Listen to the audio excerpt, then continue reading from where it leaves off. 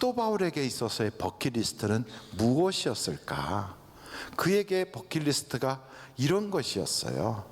하나님께서 말씀하신 대로 사도행전 1장 8절의 말씀을 내가 이루고 싶다.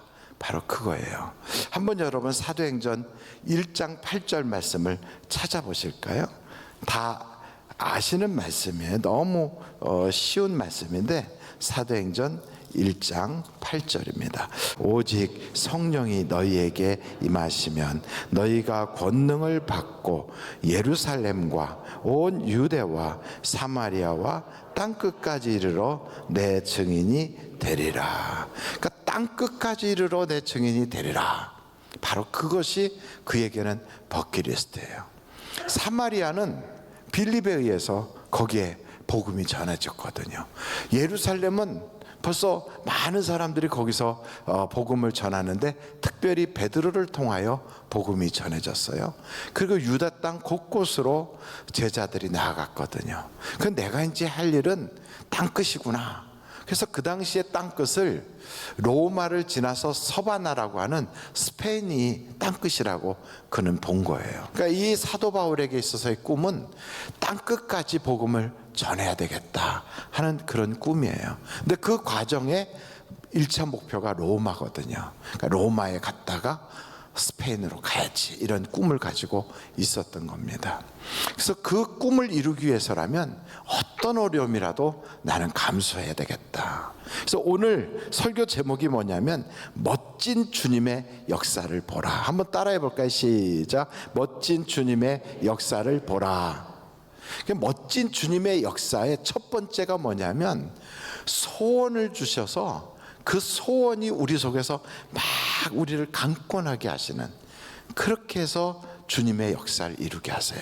그러니까 하나님은 우리에게 소원을 두고 행하게 하신다. 사도 바울에게도 이렇게 소원을 두고 행하게 하신 거예요.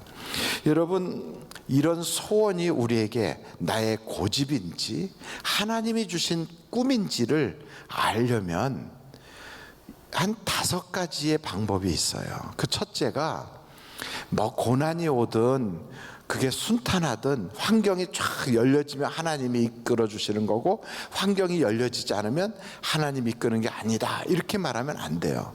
왜냐하면 그 요나라고 하는 사람을 보면 하나님은 다시스로 가라고 하는데, 그런데 거기로 니느웨로 가라고 하는데 니느웨로 가지 않고 다시스로 가거든요. 그런데도 그 행로가 처음에는 아주 순탄하게 열려져요. 그러니까 우리가 하나님이 이쪽으로 가라 하는 그 방향으로 가지 않고 내 생각대로 가는데도 길이 순탄하게 열려진다고 해서 그게 하나님의 뜻이냐? 아닐 수도 있어요. 그래서 잘 열려지는 것 혹은 가다가 이렇게 막히는 것, 그것만 가지고는 알 수가 없어요. 그럼 어떻게 하는 게 하나님의 주신 소원이고 그게 비전인지를 알 수 있느냐? 첫 번째는 그게 성경적인가를 보면 알 수 있어요. 그러니까 그 가지고 있는 꿈이 성경적인가? 어떤 사람은 내가 돈을 많이 벌어야지. 그거 성경적이에요. 하나님은 우리가 부유하길 원하시니까. 그게 거룩한 꿈이란 말이죠. 내가 열심히 일해가지고 그래서 다른 사람들에게 좋은 직장을 많이 만들어주는 그런 사업을 내가 꿈꾸고 있다. 그 하나님이 주신 꿈일 수 있어요. 그러니까 어떤 꿈이든지 그런 꿈이 있어요. 어떤 사람은 손톱을 이렇게 잘 관리하는 그런 걸 가지고 내가 이것 가지고 선교를 해야 되겠다, 이런 사람도 있어요. 머리 깎는 것 가지고 그것 가지고 선교를 해야 되겠다 하는 분도 계세요. 하나님이 주신 꿈일 수 있어요. 그러니까 그런 자그마한 것부터 시작해서 얼마든지 하나님이 주신 꿈인데 그게 성경적이냐 아니냐는 우리가 볼 때 내가 아편이나 마약 같은 걸 어떻게 갖고 한번 목돈을 잡아가지고 어떻게 해보자, 이건 벌써 아니라는 생각이 딱 들잖아요. 다른 사람 부자들이 있는 걸 가서 내가 뺏어가지고 어떻게 해보자, 아니라고 벌써 나오잖아요. 그래서 이런 걸 보면 성경적인가를 첫 번째 보면 그게 하나님이 주신 비전인지를 알 수가 있어요. 두 번째는 하나님께서 그 일을 할 수 있도록 내 마음에 막 불타는 소원을 두세요. 한번 빌립보서 2장 13절을 찾아보실까요? 너희 안에 행하시는 이는 하나님이시니 자기의 기쁘신 뜻을 위하여 너희에게 소원을 두고 행하게 하시나니. 그래요, 우리에게 그런 소원을 두고 행하게 하세요. 근데 그것이 하나님이 어떤 때는 그걸 막으실 때도 있어요. 사도 바울이 전도하는 게 자기의 그 소원인데, 그 전도하러 갔는데 성령이 막 막아요. 그래서 하나님의 영, 그리스도의 영이 막으니까, 야, 이거 그러면 하나님이 주신 소원이 아니야, 이거는 하나님이 주신 뜻이 아니야, 이런 생각이 얼핏 들 수 있지만 그렇지 않아요. 그것이 소원이 앞에서 막 환경이 막힌다 할지라도 거기서 하나님이 주신 소원이 아닐 때는 그게 그냥 흐지부지 포기하게 되는데, 그것을 막 간절히 기도하기 시작한다면 그 하나님 주신 게 맞아요. 그러니까 여러분, 예수님에게도 정말 소원이 이루어지기를 눈물을 흘려가면서 기도했거든요. 똑같아요. 하나님이 주신 비전이라면 문제가 생기고 장애가 오고 어려움이 와도 포기하지 않고 기도로 그 다음에는 돌파해 나가게 돼 있어요. 한번 여러분 히브리서 5장 7절 말씀 한번 보실까요? 그는 예수님을 말해요. 예수님은 육체에 계실 때 자기를 죽음에서 능히 구원하실 자에게 심한 통곡과 눈물로 간구와 소원을 올렸고 그의 경건하심으로 말미암아 들으심을 얻었느니라. 그러니까 이 말씀처럼 굉장히 어려움이 많았어요. 주님이 이 땅에 우리를 구원하시려고 하는 건 하나님의 뜻이고, 그리고 그것은 예수님이 이 땅에 오신 목적이란 말이에요. 그런데도 얼마나 어려움이 많았는지, 고향에서도 핍박하고, 그리고 가는 곳곳마다 그를 막 집요하게 물고 늘어지는 그런 핍박자들이 많았어요. 그래도 우리 주님은 포기하지 않았어요.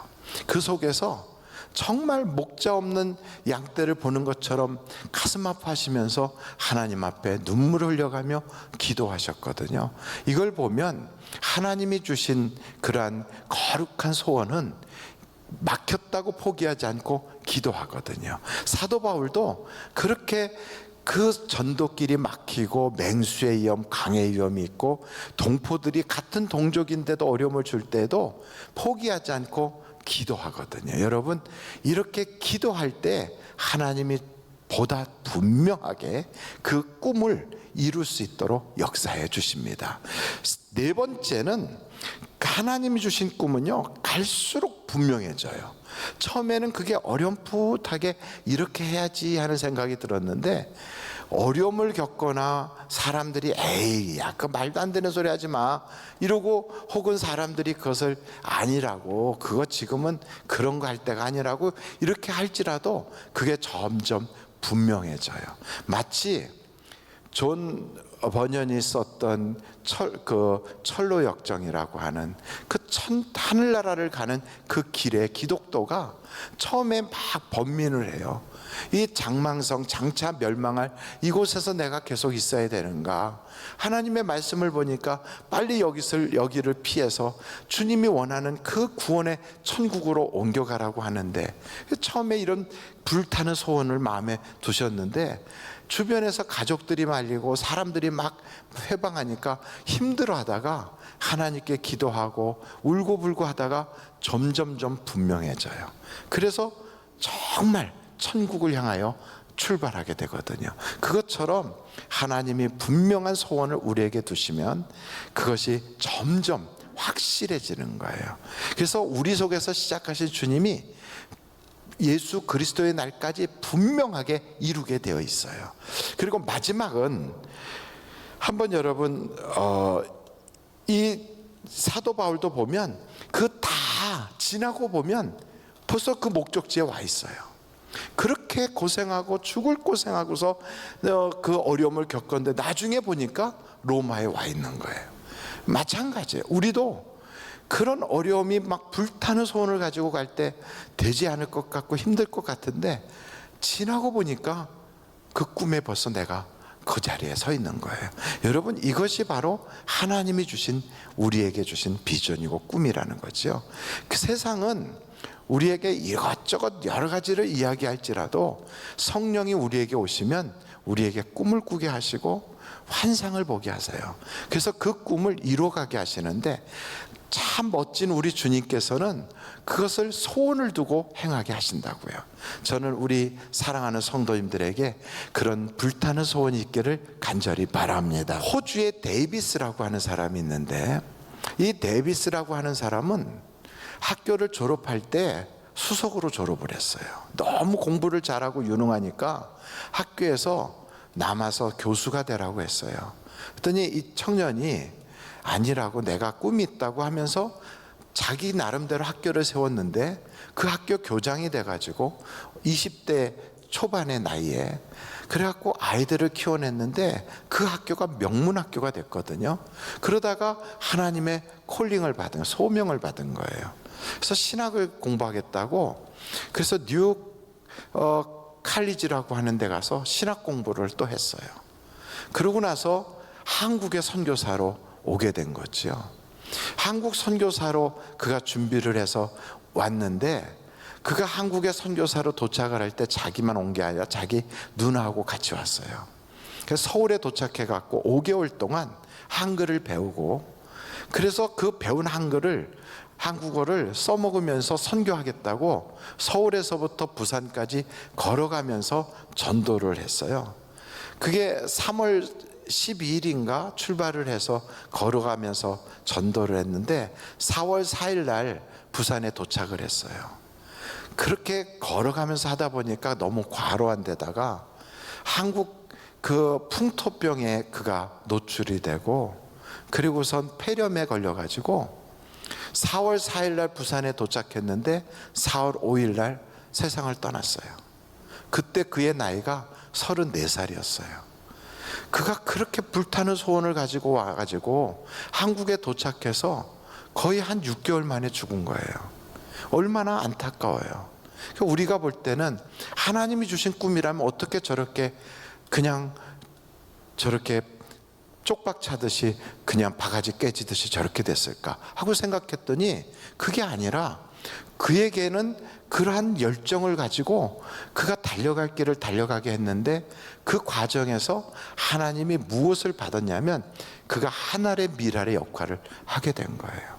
그가 한국에 와서 6개월 만에 죽었다는 소식을 고향에서 멜버른 호주에서 듣고 약 78명의 젊은이들이 한국으로 선교사로 몰려왔어요. 그게 바로 우리 일제시대 때 있었던 일이거든요.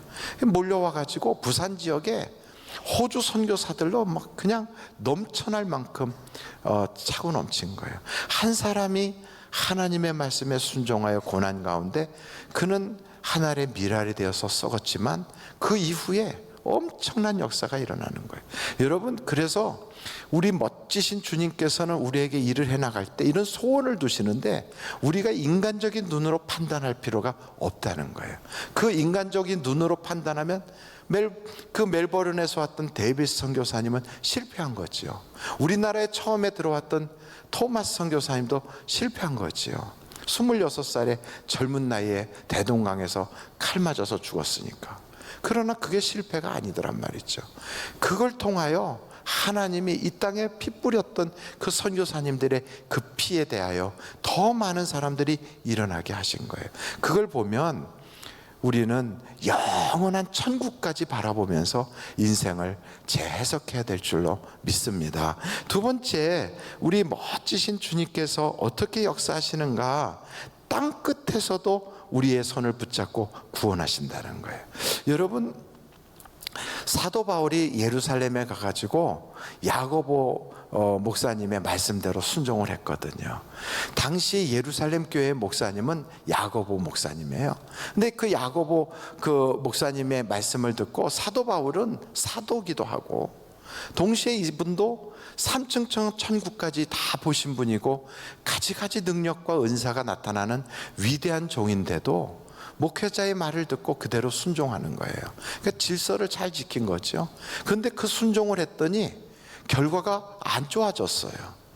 가서 머리를 깎는 그런 결례의식을 행하면 사람들이 당신을 율법을 지키는 자로 알 것이니 오해가 풀릴 겁니다 했더니, 그게 도리어 오해를 불러일으키고 그 바람에 예루살렘에서 그가 붙잡히고 맞아 죽을 뻔한 거예요.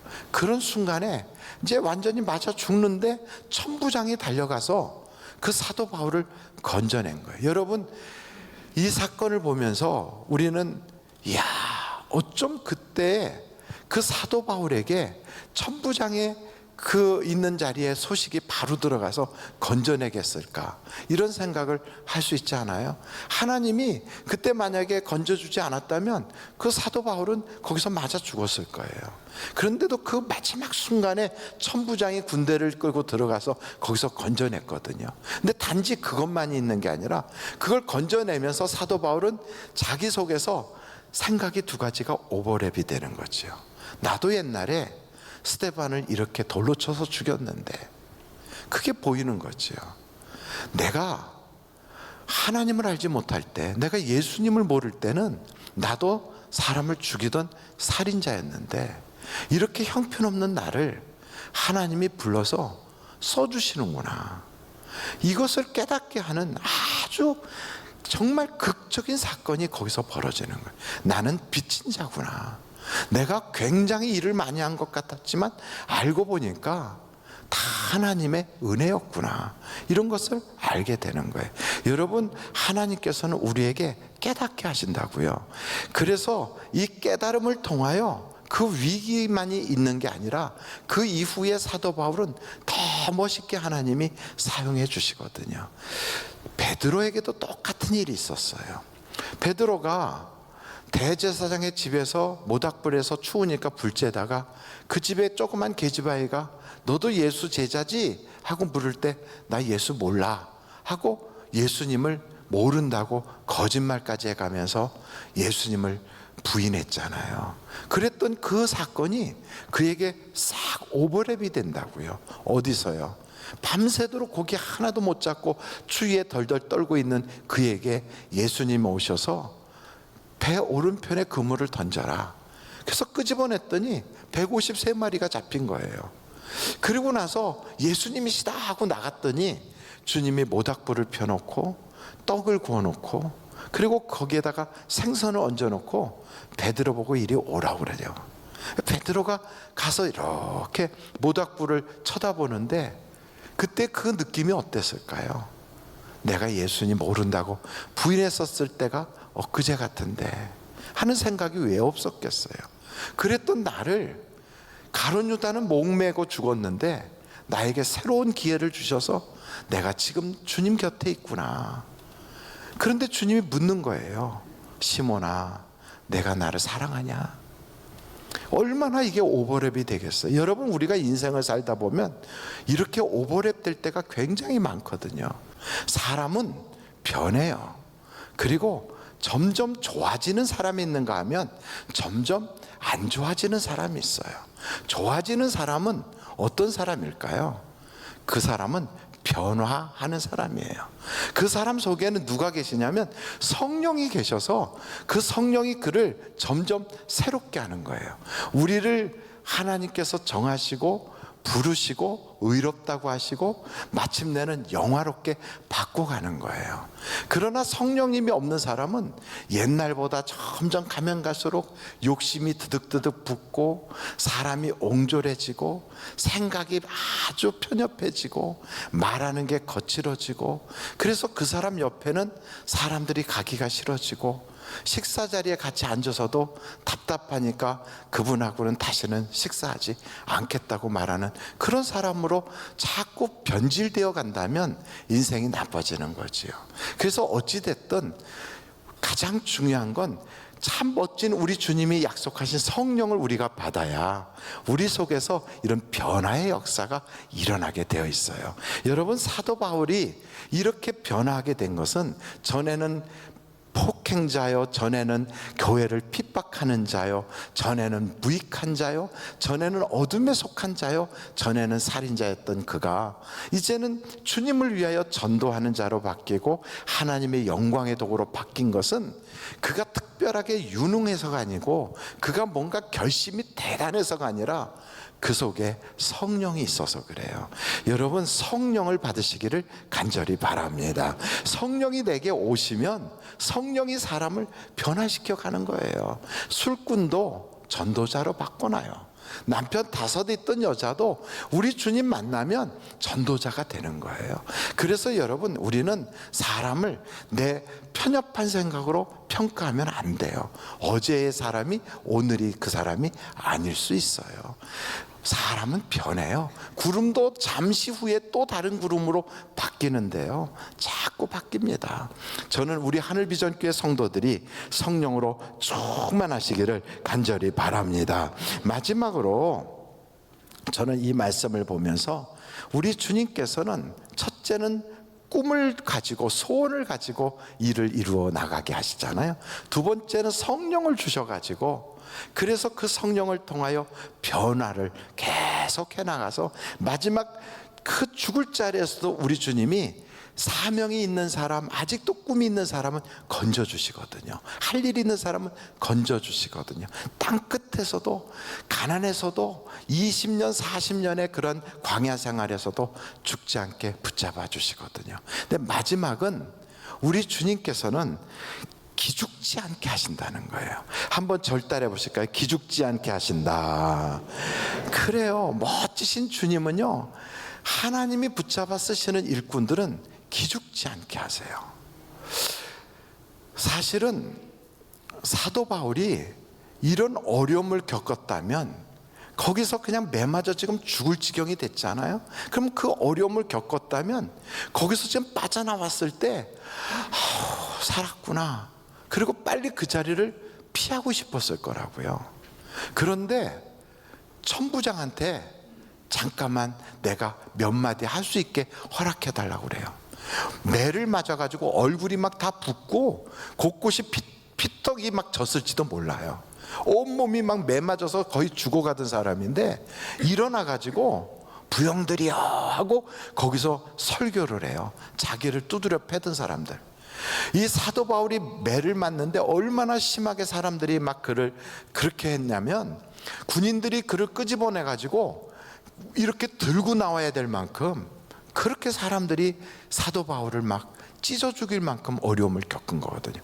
그런데도 거기서 기죽지 않고 자기가 하고자 했던 복음을 또 전하는 거예요. 예수님에 대한 이야기를 또 하는 거예요. 근데 이게 처음이 아니에요. 사도 바울에 보면, 사도 바울의 이 사건을 보면, 여러분 사도행전 한 곳을 한번 보고 오늘 마치려고 하는데요, 사도행전 14장 19절부터 보겠어요. 유대인들이 안디옥과 이고니온에서 와서 무리를 충동하니 그들이 돌로 바울을 쳐서 죽은 줄로 알고 시외로 끌어내치니라. 돌로 때려서 사도 바울이 기절을 한 거죠. 죽었다고 본 거예요. 그래서 줄줄줄 끌어다가 저 시외 밖에다 갖다 버렸어요. 그랬으면 이 사람들이 이제 사도 바울 죽었구나, 스데반 돌 맞아 죽을 때나 똑같이 죽은 거죠. 그랬더니 제자들이 둘러섰을 때 바울이 일어났어요. 거기 20절 보세요.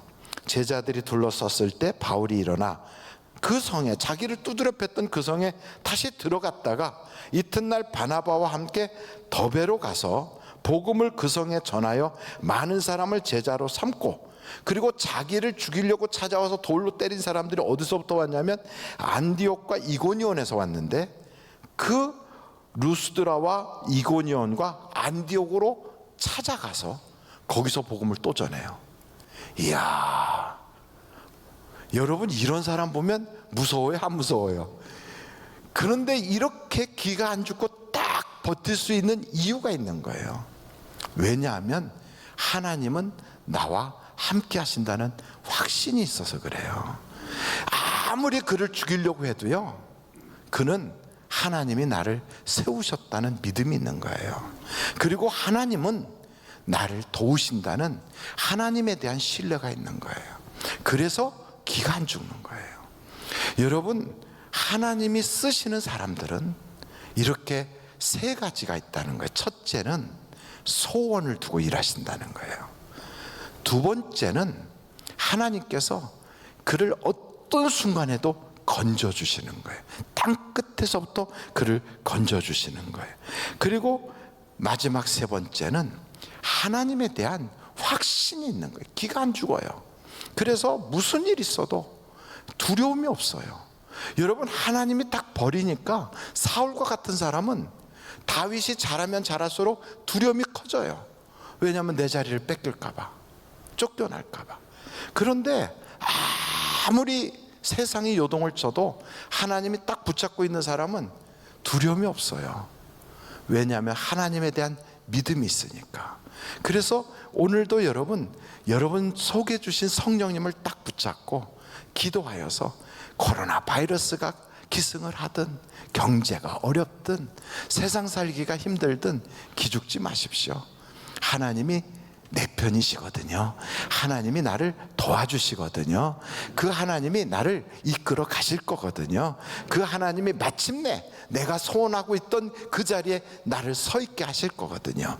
그러므로 여러분, 우리 주님은 멋진 주님이신 것을 믿으시고 그 주님이 이끄시는 대로 아멘하고 승리하는 여러분 되시기를 주님의 이름으로 축원합니다.